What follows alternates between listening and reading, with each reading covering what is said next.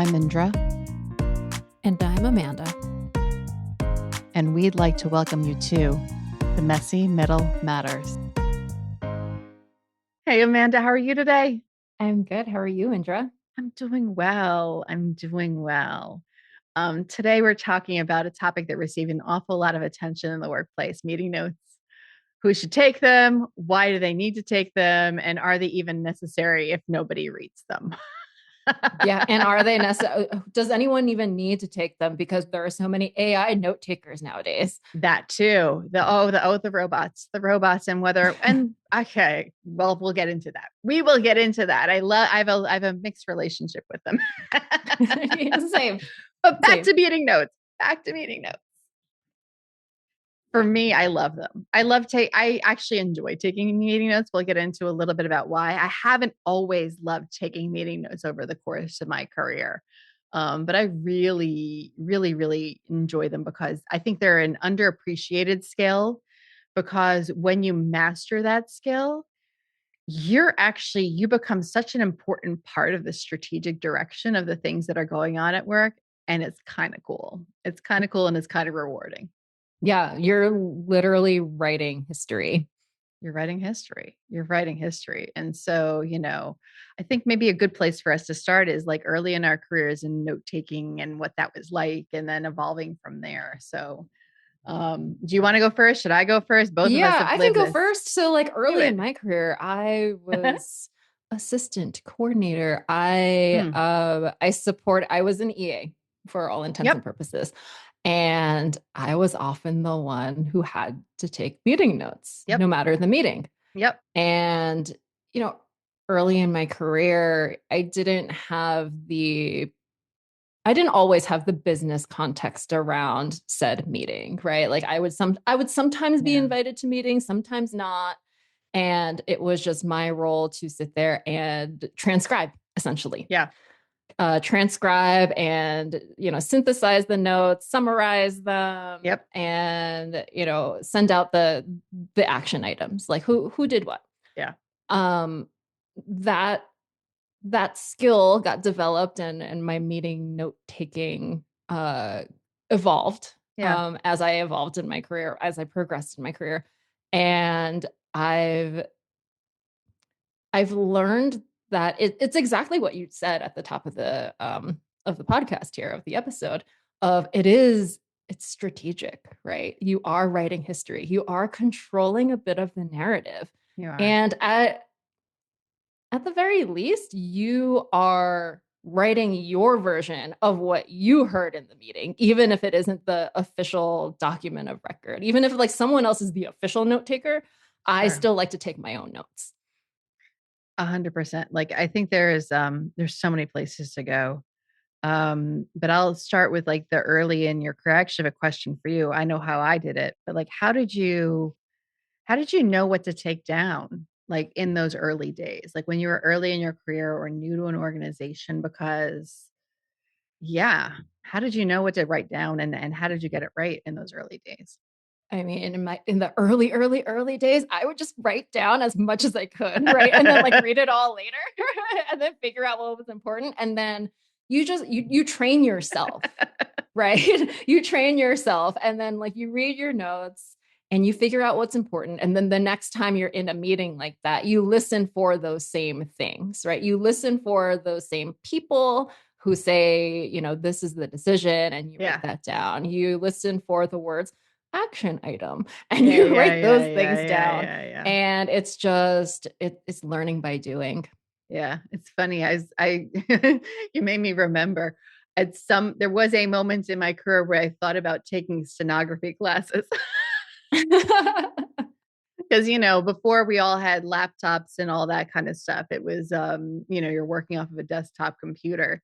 Laptops were a luxury back in the day, but, yeah, I thought about that. For me, I think there's one person in particular, his name is Ryan, who really helped me hone my note-taking skills. I was working at an agency.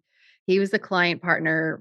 For folks who haven't been in an agency, it's a very senior salesperson, basically. He's the person who owns the relationship with the clients. And I was his senior project manager. And he would just really, he's like, make sure you get this one, make sure you get that one, make sure you get that one. And then over the course of time, I would do, you know, he and I built a relationship over years. Like we were both in the financial services vertical there. I just learned the different things that worked and didn't work, right? In the note taking, like what wasn't prepending everything with action item, that was an action item, prepending with something that's a decision, prepending something that is just like just notes or just, like discussion, and you find a way. And I have not settled on a perfect, what are the things that I prepend, but that approach, even if it varies from meeting to meeting and it's not exactly the same ever across the board, it really does help with people. It helps me categorize stuff and do my work a little bit better, and it helps people who will be reading those notes like look for the stuff that they're looking for. They're like, what's the action item, who's owning it, what's the due date? Okay, cool, I know that, that James is taking care of that thing over there and I won't worry about it, but I'll ask him on that date. But before that date, I shouldn't nag him about it because it's not due until that date. I learned a lot of those little things, largely, not exclusively from Ryan, but Ryan was the main portion of that. Yeah. Yeah, that's a good point. I think, early on in my career, I did have buddies in meetings, Mm-hmm. right? Where, they knew I was the new kid on the block Mm-hmm. and they knew that I had not honed these skills yet. And, they would take their own notes. We would Yeah. compare notes. We would see, what we each thought was important, or even like during the meeting, we would just someone would just give me a look of like, oh, okay, cool. You're writing that down. Good. Yeah. I still do that with people. Like I still do that. Like I love that debrief with the people I trust. Like, hey, Alexa, I know you're a good note taker. Like, what did you? I grabbed this, and this. Am I missing anything? She'll look at her Mhm. notebook and she'll be like, "Nope, you're good." I'm like, "Okay, cool." Or no, add this one. I'm like, "Oh yeah, that's right. Need to add that one in there." Like having a buddy. No matter where you are in your career, as far as note taking goes, for gut checks or just like sanity checks or, cross checks or all the checks, is really good. I'd say the other thing in note taking, as I'm note taking, this goes back to Words Matter. Amanda's wearing her Words Matter t-shirt. I've got my Words Matter mug today. Um, but in is the jargon.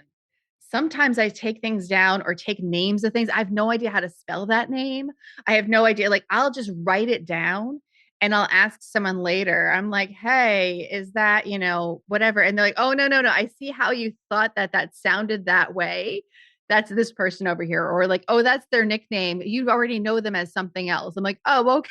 Like, and or what's that abbreviation or what's that this or what's that and it's that's that follow up and that checking with my friends or my trusted advisors or whatever it turns out to be is really important as part of my note taking before I send them out, which is going to be something we'll talk about. So yeah. Yeah, my thing like that, by the way, is names of databases. Tell me more. Yeah, just names of databases where like I hear like someone, usually an engineer Yeah. says the name of a database and it's important for the notes. And before I write that down and send it out, I Yeah. want to make sure that, it's captured correctly. It's spelled correctly, it's captured correctly, whatever it is, so that people reading that know that's exactly what we were referring to in that meeting. Yeah, I think that's really important because, different parts of the business have different languages that they use. We all have different dialects of business, right? And rarely do people are not rarely, more often than not, people just let words that they don't understand slide, and we've talked about, like I mentioned the Words Matter episode a couple of times now, like there is the time and the place where you ask the clarifying question of what do you mean by that? Or there is the time when you're like, I know that's a software programming language, a system, a service, a whatever, that engineers have called it some kooky name, whether it's our engineers or engineers in the wild in the larger landscape. It's not worth me stopping this meeting to say, what is that? And how do I spell it? Right. You write it down well enough where you'll be able to follow up with Mark or whoever and say, hey, did I get this right? and they'll be able to explain. I'm like, can you give me a definition for it? Because I'm going to put it in the meeting notes. And our business partners who don't speak your dialect might be wondering what this thing is. Right. Yeah. I think, having this conversation made me realize there's two facets of it, right? There's the what do you write down in the meeting? It's the Mm. actual taking of the notes. Mm-hmm. And then the second piece is the organizing and sending out the notes. Yes, which I think they're two complementary skills of the craft of note taking. Right. It's like knowing what's important to take down and Yeah, then knowing how to organize it so that you know what the next steps are and that it's clear to everyone what the meeting was about, what was discussed, what the outcomes were. 100%. Yeah, totally. So let's talk about, like, I did talk a little bit about, like, some of the tools and techniques that I've picked up along the way around the cleaning up of the notes Mm-hmm. before sending them further, like the cleaning of the notes, with that pre-pending of things, which sort of does create its own little bit of a taxonomy to the notes and a logical organizing structure, or a visual, or it's not a visual mnemonic. It's a whatever. It's an indicator of some sort of classification. Um, what Yeah, are your I favorite tools and techniques when you're like cleaning up your notes before you send them out? yeah, I again, this is just learned life experience, right? Yeah. I found a template that works for me. You said that you like to prepend, Yeah. action items with action item. Yeah. Um, I like to do that and put them all like in the same section and usually Okay. at the top, right? At the top of the meeting notes, action items. If you read nothing else, this is the section you read. This is the section you read. It's very clear in multiple ways that this is an action item and who owns that action item. Yeah. And there's no right or wrong. My bias is usually to keep it in the way that the conversation flowed, because that helps me remember I see the picture that way. And neither is right or wrong. Everybody's got Yeah. to find their own style for themselves and for their scenario. Like if I worked in a workplace where that was like more effective, I would totally steal that approach from you or borrow Oh, it. yeah. And it depends on the organization. It depends on Yeah. who's reading the notes. It's keeping your audience in mind, right? Yeah. Like a lot of the meetings that I've run in my career are for the people who like who cares about the context? Like I just want to know what the decisions were, what the action items were, Yeah. and what if there's anything I need to do. Is there an action item for me? Yeah. Like that's what is important. And I've also sometimes included just the raw meeting notes at the bottom, like Mm, appendix. I've done Here's that my too. raw notes if you want to really read through them. Or I mean, in these days, here's the AI transcription of the meeting. And but there might be some meetings, depending on my forum, I'd be like, hey, here are my raw notes. I'm not cleaning them. Mhm. Like, I'm like, here's my raw notes. I trust you guys to understand with the typos and all. Like, we're moving too quickly. Like, let's go. Right. And that can work sometimes too. It's not, you don't have to always clean your notes. You'll need to know, you need to know your context, and you'll need to know what works best. Right. And like just being strategic about it, right? Like Yeah. if it is a meeting where there were a lot of action items and if those action items are not complete, we are blocked. Yeah. Then you structure your notes a certain way. If Yeah. it was more of a collaboration brainstorming meeting, maybe you don't need to structure your notes at all. Yeah. Totally. And I think that you just said strategic, which is, one of the things that I've got so many stories when it comes to strategic stuff, but I'll pick one. Somebody that you and I used to work with, Corey. We were in a meeting. Corey is a big advocate of making sure that workplaces are equitable and the work is distributed properly. And he joined the organization, and we were in some sort of leadership meeting, and I was always taking the notes. and Corey's like, and like he's like, Indra, you don't need to take. I think he even said it out loud. Indra, you don't need to take the notes, or you don't need to always take the notes. I'm like, no, Corey, I will. And then after the meeting, I explained to him, I'm like, Corey, my taking of the notes, like I appreciate the protection, because the notes often, not usually, often enough, they go to the person with the least amount of power in the room. right? And that could be societal power, that could be little hierarchy power. There's lots of different things that can happen. I said to him, I said, Corey, I said, I know that in certain forums, if I write the notes, I can help drive the strategy. And I know I can do a better job of it than everybody else in that's in this conversation. And so for those reasons, I'm holding on to taking the meeting notes. I invite you to check me every once in a while to make sure that I am still doing it for those reasons and it has that value. But I'm going to take the meeting notes. And he goes, oh, Yeah. okay, that makes sense. Yeah. Yeah. Yeah. I think that's just again a learned experience, right? Like you learn from experience Mm-hmm. where oh, the notes actually do have weight and value, and like the way things are captured and said and documented as like system of record Yes. is really important. And if you are the one who's doing that, you have power, whether you realize it or not. You really do. And, the other thing that, like, another signal that I knew that I was really good at it was I had a boss, his name was Satyan, and it was one of these leadership meetings that we talked about in the last episode that had like no purpose. It was a lot of leaders saying lots and lots and lots of words, but we never got to anything. And so I joined the organization. He Satyan joined around the same time. And I would use my approach that around using a shared document to define the agenda. The same agenda was where I captured all the meeting notes. And that way we would have one system of record for everything to look at. Like, what have we talked about over the past forever, like as long as that document has existed. And we were walking out of a meeting once. He goes, Indra, not only do I like what you do write down, I like what you don't write down.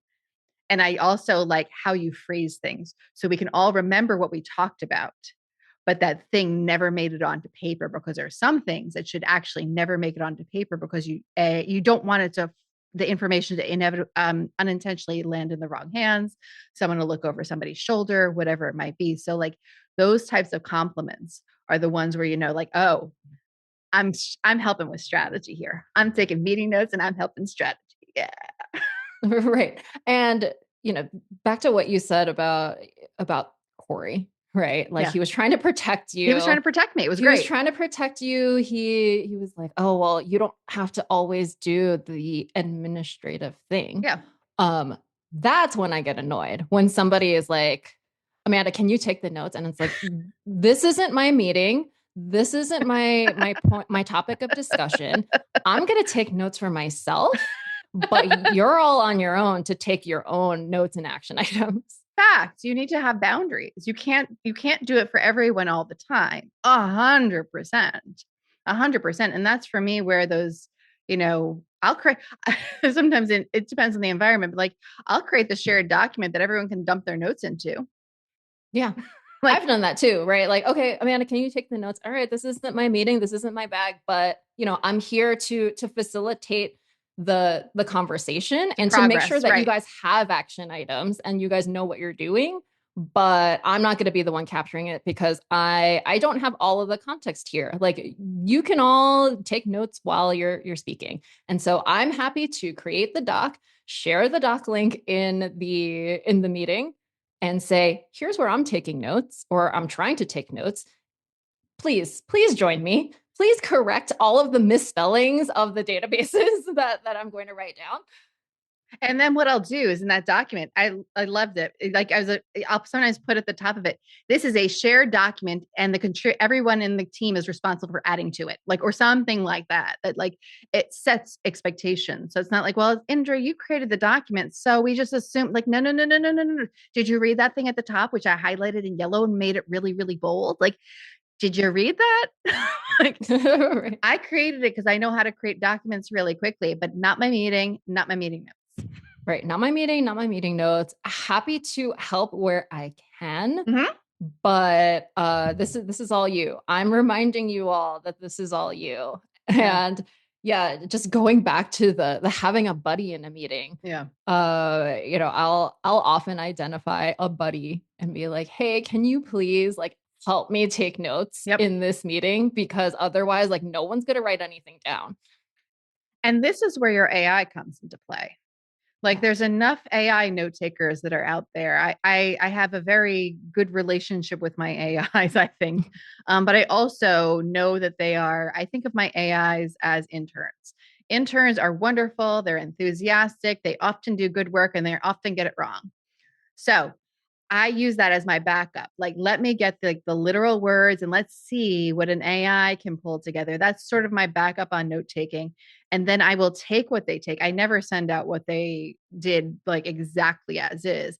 I take a look at it. I'm like, oh, that's interesting. I forgot about that. I'll take the pieces and I'll create a new notes document and send that off because what the AI is lacking, it's lacking context, a whole lot of context. It only knows what it knows from that meeting and maybe other meetings that it was a part of. Like each AI's got a different algorithm and knowledge base and all that kind of stuff.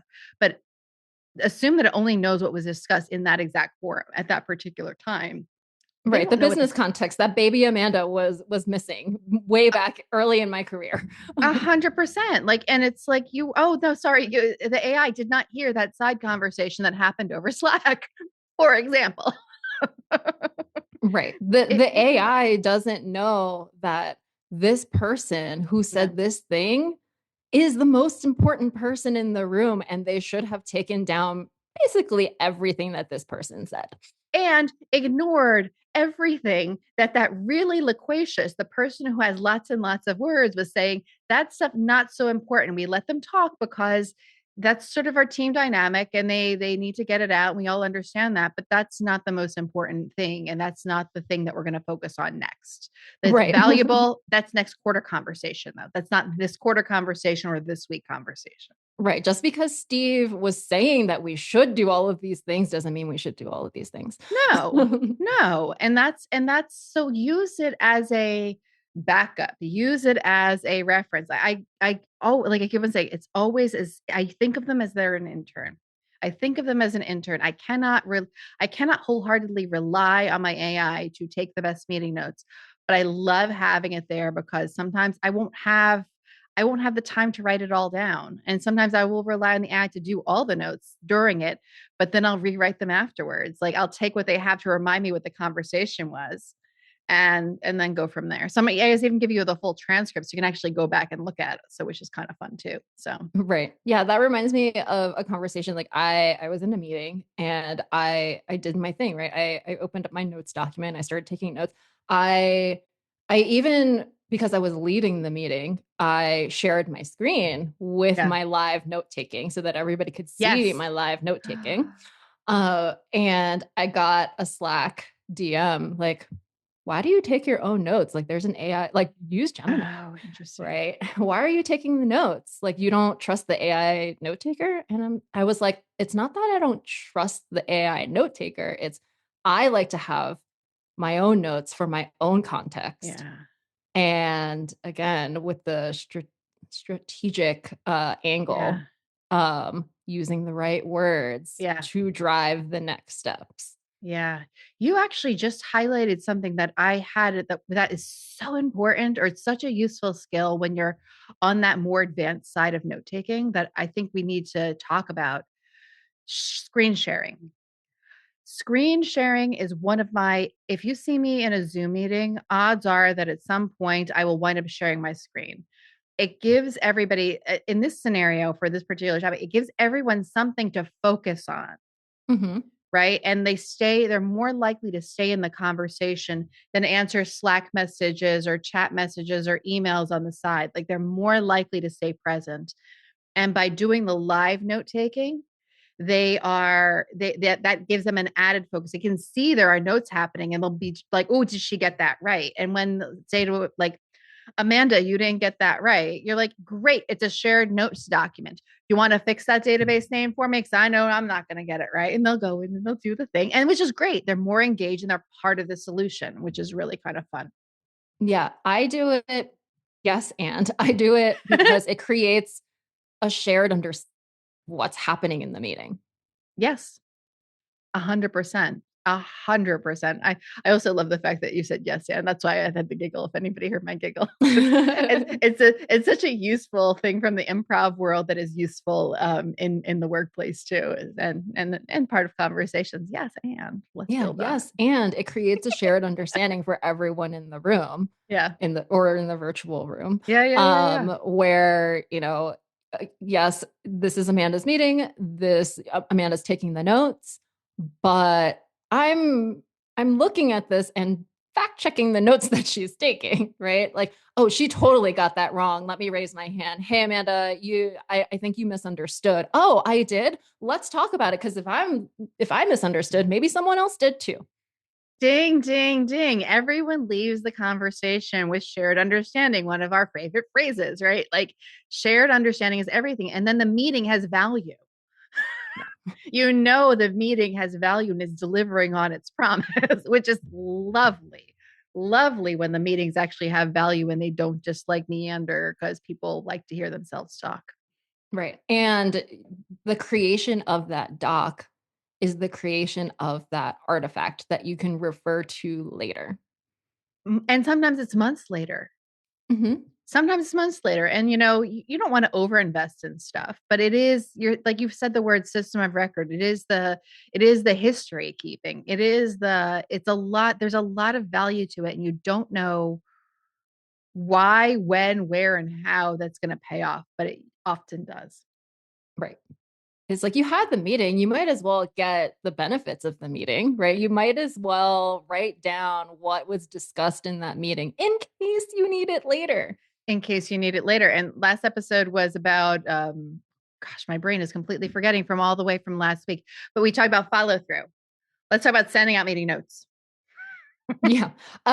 Yeah, because well, back to the AI thing, related, but back Yeah, to yeah, the yeah. AI thing. People will invite their AI note takers. The Yeah, AI note takers will take the notes. Where are the notes to refer to later? yeah, Like it's either just in someone's Google Drive yeah. somewhere or like on their personal machine or like attached to it's just lost in the ether, right? Like there's this art of follow-up of okay, we took the notes. Let's distribute the notes. And let's organize the notes, let's distribute the notes. What I like to do is for a Google meeting, the notes doc is attached to the calendar invite, Yes, but I also like to link that doc to a central location yes, yes. You can find it in lots of different so you can places. find it later so that you're not combing through your calendar and your thousands of meetings on your calendar wondering, wait, especially for a recurring meeting. You're like, Yeah, what week did we talk about that thing? yeah, yeah, yeah, yeah, yeah. And like, I think that you made me think of something silly that I say when I do it in a couple of different contexts, but like in this context, if you're taking the time to write the notes, make sure you send them out, because my little silly saying is like, if a bear poops in the woods and doesn't tell anyone about it, does he get credit for it? The answer is no. If you take the meeting notes and you don't send them out, do you get credit for it? No. Like, just make sure that you're doing. And in some cases, everyone knows it's in the meeting invite and it's in the shared drive and it's in all the places. So you may not need to do that, but like maybe there's something that you send out a Slack message saying, hey, folks, made sure I cleaned up the meeting notes. Here's the link as a reminder. Check it out and make any corrections or comments. Yeah, that's my method. Yeah. Even though it's understood that the meeting notes are attached to the invite and that this is a standing meeting and we all know where the notes are, I like to send a message to remind people these are where the notes are and to please review the notes in Please case review something them. is incorrect, in case Amanda just did not understand what happened in this meeting and everything she wrote down was wrong. What I say, I like to make new mistakes every single day, and I guarantee that I make new mistakes every single day. Amanda, you'll make mistakes. I'll make mistakes. We all make mistakes. And it takes all of us as a community at work, right, to get the stuff right as a Yeah. collective. So, Yeah. I back when email was more of the thing and yeah. like Slack was less of the thing, I used to send my notes, Yeah. over email. And in order to get people to acknowledge, I would put in, bold bigger font, highlighted, underlined at the top, like, please correct Yeah. anything that may have been misstated here. If, if an approval is needed, it'd be like, Yeah. everyone needs to approve this by this date. And then I would say, if I don't receive your like an explicit reply, I am going to assume everything is good. I love that. But that's exactly it. And sometimes you still need to send out those emails because people, and we will have an episode on communication channels and what to send where, how, and why, and when. And that's a whole rabbit hole. But, making sure you name that email the same way consistently, like weekly status update, da da da, or like, weekly status meeting, da da da da, action items included in all caps at the end, right? Like, Right. decision required in all caps at the end of that email title, like, like subject line. There's lots of different tools and techniques. I love that you brought up the whole email and sending it out. Thank you for that. Right. Email. Back when email, like you would get thousands and thousands of emails because we didn't have chat, right? We didn't have like group We had chats. none of this. None of, like, oh gosh, the before times, the before all the technology times. Goodness Right. Before gracious. all the technology times, this is how we distributed meeting notes. Yeah, I'm about to go down a rabbit hole that has nothing to do with meeting notes. So, any other last thoughts before we wrap things up, Amanda? No, other than, me- meeting notes is a It's a craft. craft. It's a craft, and you have to, much like soft skills, right? Yeah, You have to practice them, yeah, and you have to take context into consideration, yep, right? Who is your audience? What are you trying to achieve with these meeting notes? Because that can determine the method in which you send them, yep. and how you structure them, and like all of the things. Yeah, and I love the fact you were talking about soft skills. It makes me think, use the approaches that work for you, right? You Yeah. can't, unless there's some sort of like PMO structure that's demanding something be done in certain ways. Find the style that works for you. Practice those skills, test and learn. See what works. See what works for you. Yeah, and you can always ask for feedback on your notes too. Like, does this structure make sense to you, Yeah, everybody? 100%. Yeah. 100%. Amanda, thank you again for always joining me for this and having another thoughtful conversation. Thanks to everyone for listening. I hope that you all got something out of today's episode. And I hope you'll join us next time when we explore another topic from the messy middle. Bye, everyone. Bye. Thanks for taking time with us in the messy middle. Word of mouth remains the most powerful way for people to find us. If this episode sparked something for you, we'd love it if you'd subscribe to the podcast on your favorite app, download a few episodes, and share it with someone else who's navigating the in between. Do you have ideas for future episodes or topics you'd like us to explore? You can find our feedback form at themessymiddlematters.com or in the show notes. Thank you for joining us on this journey. This work is better when we do it together. Until next time.